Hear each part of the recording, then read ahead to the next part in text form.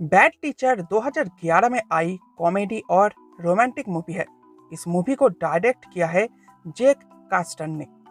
Movie की कहानी Elizabeth Halsey को लेकर है, जो जॉन एडम्स मिडिल स्कूल की टीचर है। नॉर्मल टीचर के मुकाबले एलिजाबेथ बिल्कुल अलग है। वो बहुत असभ्य और स्वार्थी स्कूल टीचर है।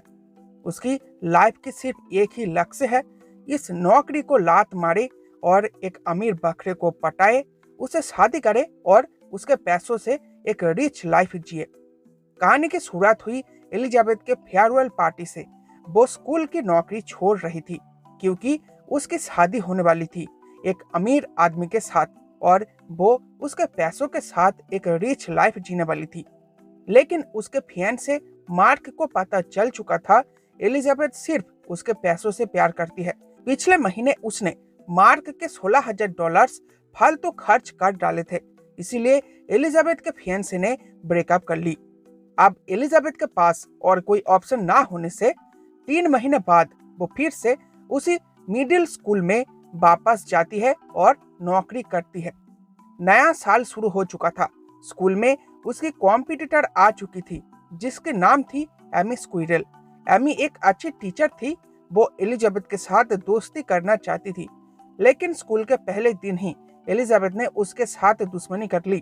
स्कूल में लीन ही थी जिसके साथ एलिजाबेथ की फ्रेंडशिप थी। दोनों के कॉन्वर्सेशन से पता चलता है कि एलिजाबेथ अपने ब्रेस्ट का ऑपरेशन करना चाहती है ताकि वो और हॉट लग सके और एक नया अमीर आदमी को पटा सके।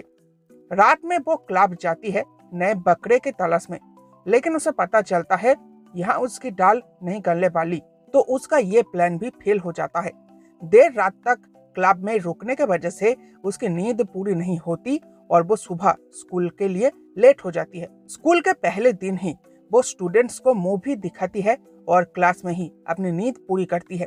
उसी दिन रिसेस के दौरान कैंटीन में स्कूल की जिम टीचर रसेल गेटिस के साथ एलिजाबेथ डेट पर जाने से मना कर देती है क्योंकि उसे अमीर आदमी पसंद है और रसेल अमीर नहीं है।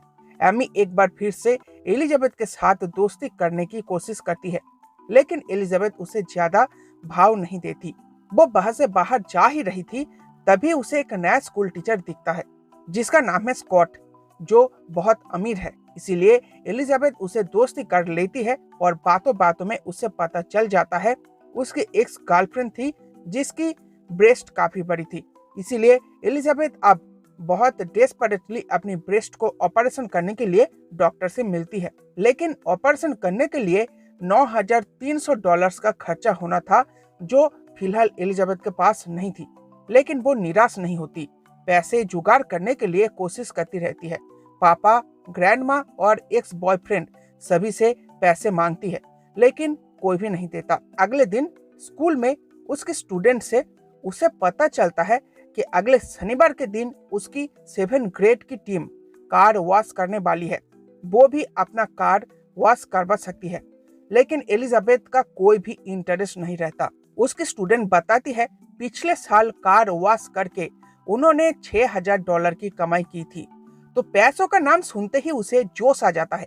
लेकिन उसकी स्टूडेंट बताती है ये प्रोजेक्ट पिछले 2 सालों से एमी करती है, तो ये प्रोजेक्ट खुद करने के लिए वो हेड टीचर को पटाती है और अगले शनिवार वो हॉट हॉट ड्रेस पहनकर कार वॉशिंग में जाती है। उसकी कातिल अदाओं पे घायल होकर बहुत सारे कस्टमर्स और पुलिस भी अपने कार वॉशिंग में दे देते हैं, लेकिन अचानक वहां एमी आ जाती है और एलिजाबेथ को पैसे की हेराफेरी करते हुए देख लेती है, तो वो हेड टीचर को ये बात बोल देती है। लेकिन हेड टीचर उसके बातों पर यकीन नहीं करती। वो बोलते हैं इस बार उसने $7,000 की कमाई की है, जो तुमसे भी ज्यादा है, प्लीज उसे ऐसे बदनाम मत करो। तो इस नाकाम कोशिश से वो बहुत चिढ़ जाती है, और जब वो दोनों बात कर रहे थे तब एमी उसकी ऑपरेशन की बात स्कॉट को बोल देती है। लेकिन स्कॉट बोलता है जो पर्सन अपने आप को और खूबसूरत बनाने की कोशिश करता है उसे वो लोग बहुत ज्यादा पसंद है। तो यहाँ भी एमी नाकाम होती है। एलिजाबेथ की लाक बहुत अच्छी थी।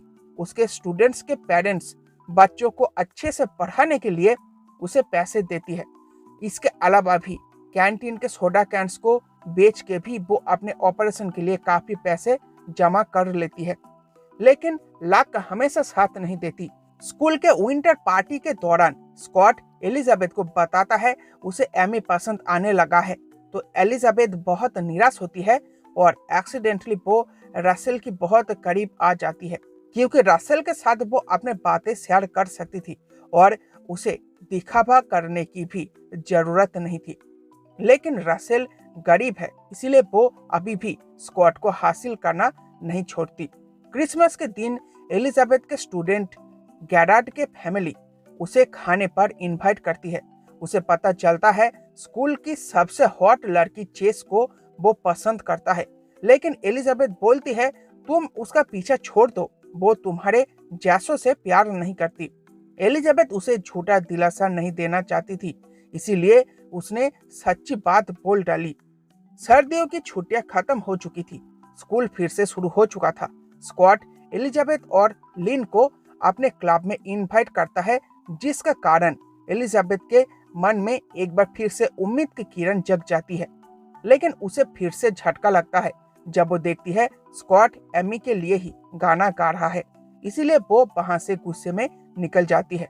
लेकिन उसका गुस्सा जल्दी शांत हो जाता है जब लिन उसको बोलती है कुछ ही महीनों के अंदर अंदर पूरे स्टेट में एक टेस्ट होगा, जिसको जीतने वाली टीचर को पूरे $5,700 मिलेंगे। तो पैसों का नाम सुनते ही उसमें फिर से जोश आ जाता है और वो पूरी बदल जाती है। अगले दिन से ही वो बच्चों को पढ़ाने लगती है, लेकिन इसका कोई भी फायदा नहीं हुआ, क्योंकि वो साल भर बच्चों को फिल्में दिखाने के अलावा और कोई काम नहीं किया है। इसीलिए वो दूसरा तरीका अपनाती है।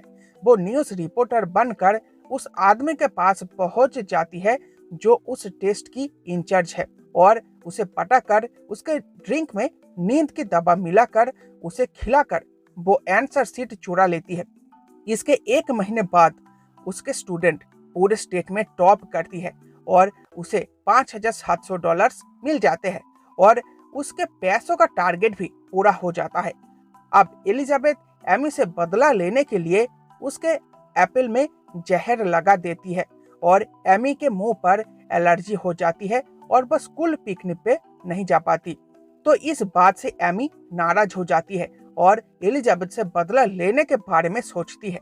वो अपने रूम की डेस्क को एलिजाबेथ के डेस्क के साथ बदल लेती है ताकि वो उसे अपना बताकर उसे खोल पाए। डेस्क की ड्रॉयर खुल जाते ही उसे चुराए गए टेस्ट पेपर, नकली विग वगैरह मिल जाती है और हेड टीचर को शिकायत भी कर देती है। इस सबूत के चलते हेड टीचर भी एलिजाबेथ को पनिशमेंट देने के लिए राजी हो जाते हैं, लेकिन वो बोलते हैं मुझे उस प्रोफेसर का स्टेटमेंट भी लेना होगा, तभी मैं एलिजाबेथ को कोई सजा दे पाऊंगा। तो हेड टीचर की बात सुनकर एमी उस प्रोफेसर के पास जाकर उसे धमकाती है और बोलती है अगर तुमने सच नहीं बोला तो मैं तुम्हें फंसाकर जेल भेज दूंगी। तो वो प्रोफेसर मान जाता है, जबकि एलिजाबेथ स्कॉट का ध्यान भटका कर उनके पर्सनल मोमेंट्स को रिकॉर्ड करके एमी को भेज देती है, जिससे उसे लगे कि स्कॉट ने उसे धोखा दिया है। लेकिन अगले दिन एलिजाबेथ का मन बदल जाता है जब गेरार्ड सबके सामने चेस को प्रपोज करता है, लेकिन चेस सबके सामने उसका मजाक उड़ाती है। तो इस सिचुएशन को देखकर एलिजाबेथ भी सोचती है मैं रसेल के सच्चे प्यार को ठुकरा कर झूठ की तरफ बढ़ रहा हूँ, इसीलिए वो गेरार्ड की मदद करती है, उसे अपना ब्रा देकर, और सबके सामने ये बोलती है कि मैंने गेरार्ड को एक लड़की के साथ रंगे हाथों पकड़ा है, और गेरार्ड सबूत के तौर पर ब्रा को भी दिखाता है, जिसके वजह से उसके काफी दोस्त फैन बन जाते हैं। गेरार्ड की मदद करने के लिए रसेल भी एलिजाबेथ की तारीफ करता है। कुछ देर बाद वहां एमी आ जाती है और सबके सामने एलिजाबेथ को बोलती है मैंने तुम्हारा पर्दाफाश कर दिया है। लेकिन एमी को पता नहीं था एलिजाबेथ कितनी खतरनाक लड़की है। तो एमी के इस बात को सुनते ही एलिजाबेथ अपने रूम पार्टनर को उस प्रोफेसर के पास भेज देता है, प्रोफेसर के नंगे पुंगे फोटोज के साथ, ताकि वो अपना मुंह बंद रखे। स्कूल में एलिजाबेथ को पता चलता है कि ये डेस्क एमी का है, क्योंकि उसने डेस्क से अपना स्टिकर हटाया नहीं।